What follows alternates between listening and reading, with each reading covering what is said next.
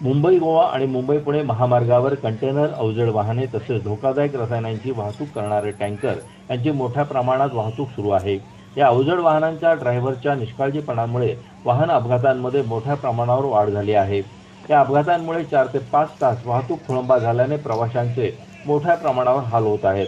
पनवेल पेंड रस्त्यावरील पेंड जवळील हमरापूर गावानजीक आंबोली गावाच्या हद्दीत रविवार दिनांक 23 मे रोजी पहाटे 5 वाजता घरगुती गॅस सिलेंडर्स मुंबईकडे घेऊन जाणारा ट्रक व लोखंडी रॉड घेऊन जाणारा ट्रक यामध्ये जोरदार टक्कर झाल्याने गॅस सिलेंडरचा ट्रक रस्त्याच्या बाजूला पलटी झाला व त्यामध्ये असलेल्या सिलेंडर्सने पेट घेतला व एका मागोमाग एक असा सिलेंडरचा स्फोट होत होता.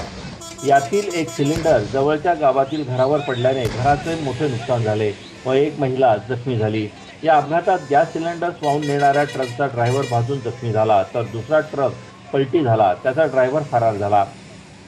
सिलेंडरचे स्फोट होत असताना रसायनाने भरलेला टँकर बाजूलाच उभा होता.